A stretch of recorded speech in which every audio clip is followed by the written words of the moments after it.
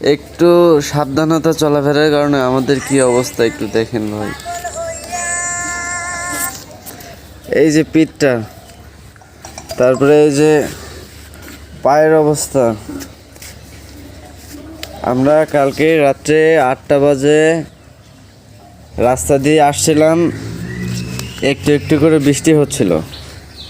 তারপরে হঠাৎ করে পেছন থেকে একটা সিএনজি এসে আমাদেরকে মেরে দেয়। আমরা উল্টে রাস্তার মাঝখানে পড়ে যাই। পরে একটু পরে দেখে আমাদের কোনো হুঁশ নাই, ধরাধরি করে আমাদেরকে ডাক্তারখানায় নিয়ে আসে।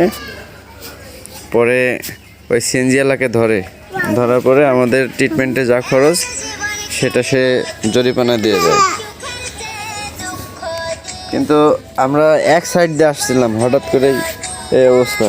তাই ভাই আপনাদেরকে বলি যে আপনারা রাস্তাঘাটে চলাফেরা করলে একটু সাবধানভাবে চলাফেরা করবেন, কারণ জীবনের থেকে সময়ের মূল্য বেশি না, সময়ের থেকে জীবনের মূল্য অনেক বেশি।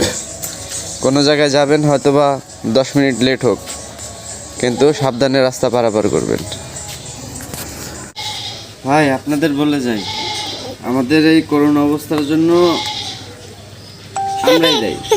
আমরা যদি রাস্তায় চলাফেরা একটু সাবধানভাবে চলতাম তাহলে আমাদের এই অ্যাক্সিডেন্টটা হতো না। তো ভাই আপনাদের রিকোয়েস্ট করে বলবো, রাস্তায় চলাফেরা করলে একটু ভালো করে করবেন। আর আমাদের এই অ্যাক্সিডেন্টের ভিডিওটা আপনাদের যদি ভালো লাগে, লাইক কমেন্ট শেয়ার করে দেবেন প্লিজ।